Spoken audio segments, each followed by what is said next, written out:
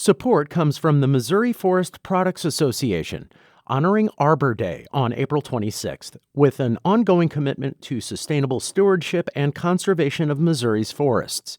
ChooseWood.com. This is St. Louis on the Air from St. Louis Public Radio. I'm Elaine Cha. A good meal can be a time to reflect on growth. Where did that strawberry on your plate come from? How did this space go from empty to restaurant? How did a trainee go from fumbling in the kitchen to legit master chef? When it comes to food and drink, growth can be an especially delicious experience. It can also be a meaningful one.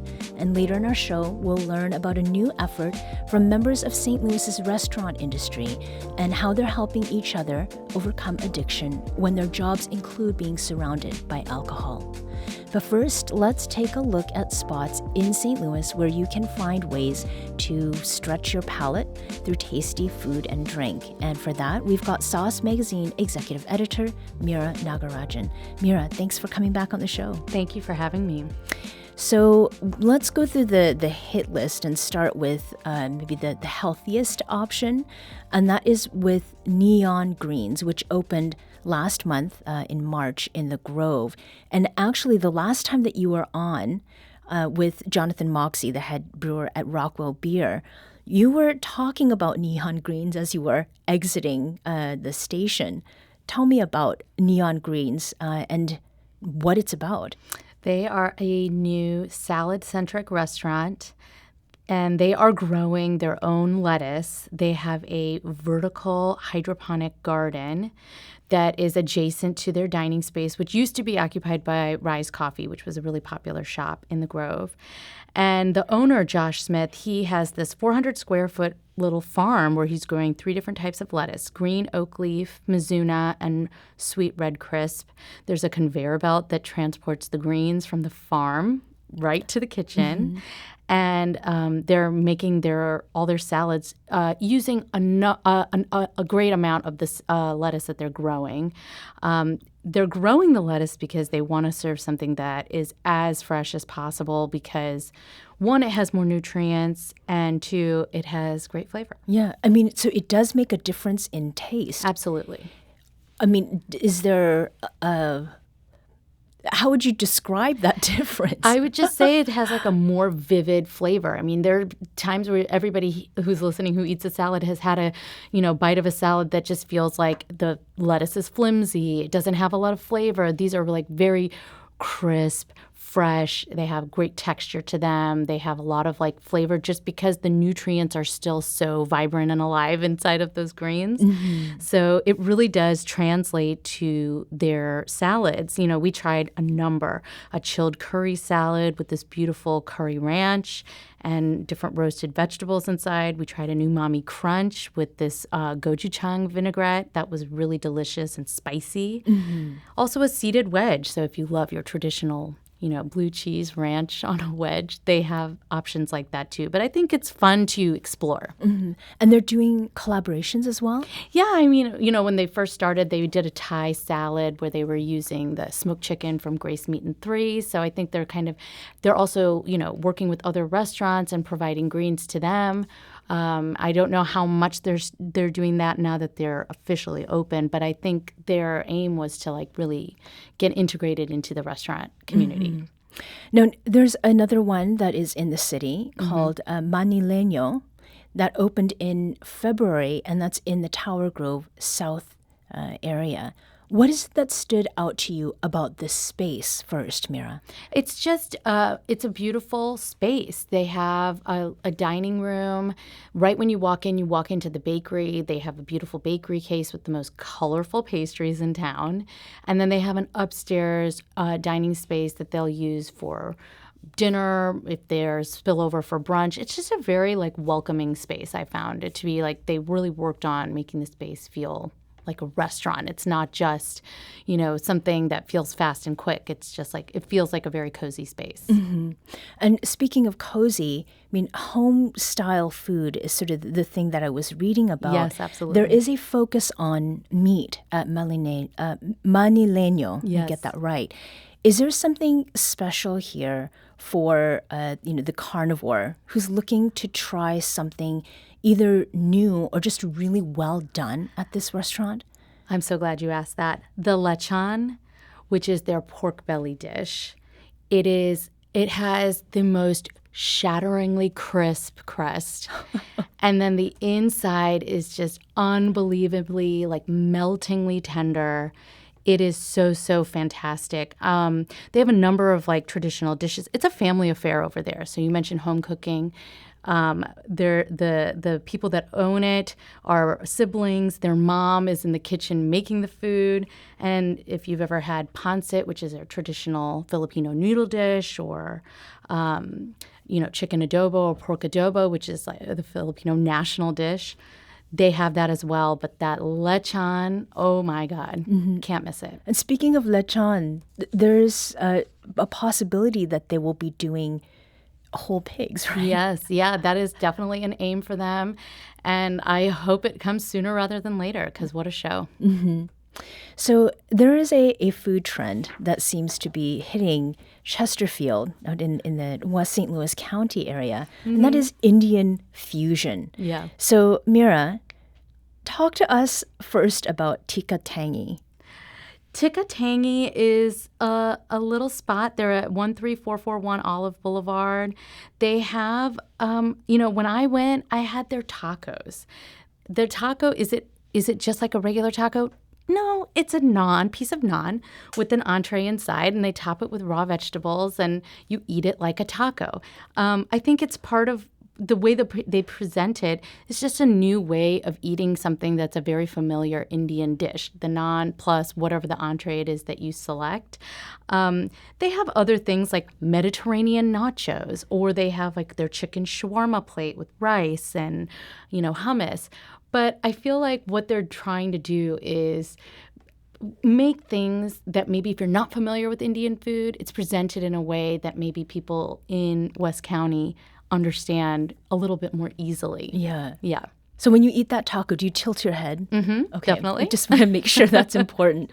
There's also another spot that's opened, and that's Amrut Fusion. Yes. Tell us about that. Well, what I noticed when I went to Amrut is how much cheese is incorporated into their menu. Their dosai, which is a traditional fermented rice batter crepe that's pan-fried, has cheese in it, which is not traditional. They also had a paneer gulistani dish, which was tandoor cooked pieces of paneer, and they sandwiched it like two pieces of bread around a piece of, I think, American cheese in this like glazy, oniony, peppery sauce. And I was thinking about it because on my recent trips to India, I've noticed a lot of restaurants are incorporating cheese on their menus. And I think it has to do with this globalization of Western food brands entering India. And I think these kind of fusion-y ideas are a reflection of that growth that's happening over there. And do you think overall that St. Louis is ready for this kind of fusion, or like it's been happening? It's been happening. Okay. Yeah. So like I was just thinking about Khanna's Desi Vibes, which is also in West County. They have a number of fusion dishes. Black Salt, which was a Best New Restaurant this past year, they have a number of fusion dishes. And I think a lot of, you can go the route of being super traditional, but I think people are trying to have a little bit of fun with it. And it's delicious results, I would say. Are these places you would take your parents? I've taken my parents to a number of them. They're tough critics, but I will say that they've enjoyed something everywhere I've taken them. Okay, that's a positive way to put it. Meera Nagarajan is executive editor of Sauce Magazine. You can read all about the new restaurants we talked about today and more at saucemagazine.com. Meera, thanks so much for joining us today. Thank you. Now, we are going to shift gears here. At the beginning of this segment, I talked about growth, But for workers in the food and hospitality industry, that growth, it can come with a bit of pressure, high pressure, in fact, very long hours, and easy access to an all too common coping tool, and that's alcohol. So, here to talk about the challenge of addiction in the restaurant industry and a new support group, I'm joined by Chef Max Bredenkoetter. Welcome, Max. Thank you very much for having me. So, addiction obviously is something that can affect anyone. Max, why is it that there is so much of it, though, in the food and hospitality industry? A lot of it has to do with just the presence of alcohol and drugs within the kitchen and restaurant culture. I mean, the best way I could put it is, if you're somebody struggling with addiction, imagine you go to your office every day and one of your four walls is completely lined in alcohol bottles, just like a bar would be. Mm-hmm. So as a result of that, plus different things such as a shift drink, you leave work, everybody kind of convenes at the bar afterwards and decompresses after. And a lot of the typical decompression techniques in the industry are largely related or surrounded by alcohol. I mean, there's this long-term stereotype of, kind of the rock star, hard partying chef. You work all day and then you go out all night, you wake up and you do it again. And that's just kind of been a problem that's perpetuated in our industry to the point where, depending on which statistics you may look at, addiction of some form typically falls in the top 3 as far as by industry with regards to the food and beverage industry. Mm-hmm. Now, the last major government survey of substance abuse or misuse by industry, the hospitality industry, was 2015. And at that time, it found that the highest rate of substance abuse, 19%, did come from workers in the food services industry. They also had the highest rate of illicit drug use at 16.9%. Now, that was almost 10 years ago, Max. What do things feel like today? Does that still reflect the reality of what's happening among those who work in the industry that you're in? It's hard to speak specifically to that exact period 10 years ago, as I wasn't in the industry at that time. But what I can say is the numbers from that study, I believe it was by the SHA, what you see every day does typically reflect that. There is, from my personal perspective, really no change in that. However, since then, I do think there have been more conversations about it, specifically, related to what we're currently doing with Ben's Friends, which began in 2016, immediately after. And I think just the industry as a whole has had a shift more towards focusing on the health of the employee instead of this idea that you should be running yourself ragged and self-medicating in some way just to be successful with the industry. Mm-hmm. Now, Max, you yourself, you've been sober from alcohol for 3 years now. Congratulations. Yes, I have. Thank you very much. Talk to us a bit about how you found yourself on that path, or how you found the path to begin with. Mm-hmm. With regards to my personal alcohol use, I've dealt with depression and anxiety for all my life, and I never really had it well under control through therapy or medications prescribed by my psychiatrist. And it got to a point where I just was self-medicating with alcohol to deal with symptoms that later on I was able to deal with through therapy and through finding the right psychiatric medications to be able to help me with my depression and anxiety symptoms. And for me, getting sober and everything, I never really did any form of support group. It was all individualized therapy and, like I said, antidepressants. But along the way, as I was sober more and more, the social connection of being able to feel comfortable talking about it and finding peers with similar issues or whatever it may be, I found really helped me, which kind of led me to realizing there is a hole in the St. Louis support group area that, the hours of which, it's not as accessible for people in the restaurant industry. Somebody who works a 9 to 5, they can go to that 7 p.m. meeting. But that's the prime of work time for a lot of people within the restaurant industry, which has kind of led us to begin the local Ben's Friends support group, and we met for the very first time this morning at 10 a.m. Right. And it was a wonderful, wonderful meeting, great turnout, and we feel really good about being able to bring this to St. Louis. Yeah. So, I mean, what was that? What was it like? Is there anything that you can share about maybe how many people were there? A lot of details I do want to, obviously there's a confidentiality aspect to it. Yeah. But what I would say is everybody who was there was in very good spirits and, happy to have that space, especially where being in the restaurant industry, there are some of the similar pressures and problems that really only we will kind of experience as far as industries go. It's hot, it's fast-paced. And as I briefly touched on, our work time is others' playtime. And that can be a hard stressor, especially early in your career if you're transitioning from another industry where you may be leaving a lot of your social connections behind to transition into it. And there's just those unique pressures that you're able to talk out and have more people relate to in a group focused like this. Yeah.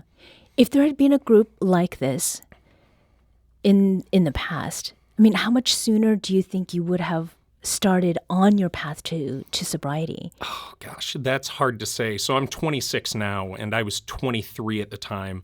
And part of the reason that I was deterred from the support groups is kind of at that age, there was a personal feeling that, this is a problem that really only affects people older than I. Obviously, that was a falsehood at the time. But, I think there was an embarrassment factor of being so young and having that issue. And I can't say for me at that age it would have necessarily helped, but the key is now for those who may be at that age, the option is now there. Yeah. I appreciate you illuminating that. Absolutely. I think that insofar as what people think of as being the age at which you would have the sort of problem, right, that would require support. Now, you are, Ben, one of several chefs who took part in a pop-up dining experience last week as well. You've been very busy. So that project is called the Temperance Kitchen, and you are planning more of these. What is Temperance Kitchen? Tell us about it. So Temperance Kitchen is a little pop-up series I've launched with 4 others. Ben Grant of Bijou Chocolates, Gianna West, Fortune Teller Bar, Teo Gibbs, and Adam Dove. And so we're just kind of a collective of people who have either personally dealt with addiction in some form or through friends or family have some personal tie to it. And so for our very first dinner, we were doing a coursed out format at Mainlander. 7 courses, $135, entirely tax, tip, and non-alcoholic drink pairing inclusive. May 20th, we'll be doing another one of those, totally new menu based on, we're going to change it based on what's in season, what's available to us, and kind of what we're looking to play with at the time. In the future, we have some things in the work to hit some things at lower price points. Given what we're trying to do, we don't want to only stay in that high-end realm of dining. We want to really hit every price point, and 100% of proceeds will be donated to Ben's Friends at the national level to support anybody within the restaurant industry looking to get sober or find resources to help with their addiction. And why is it that you want it to be open to people at different price points? Just given the nature of the topic, you want to make sure that anybody who wants to support can support and just connect with different people at all levels. We don't want it to be such a high-end exclusive thing. We want to really capture every level of the market and connect with as many people as possible. And you can only do that by doing multiple broadened price points. Max, thank you for being here. Thank you so much for having me. This episode was produced by Danny Wissentowski. Audio engineering and podcast design by Aaron Dorr. Our executive producer is Alex Hoyer.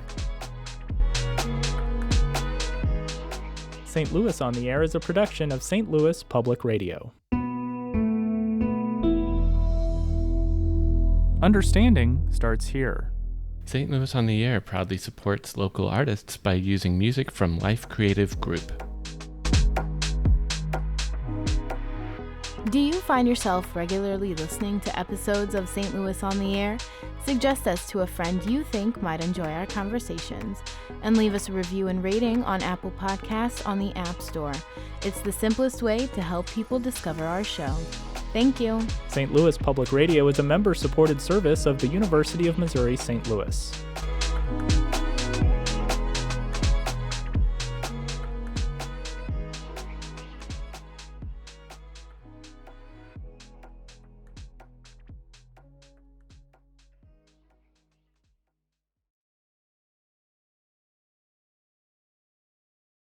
Support comes from the Missouri Forest Products Association, honoring Arbor Day on April 26th, with an ongoing commitment to sustainable stewardship and conservation of Missouri's forests. ChooseWood.com.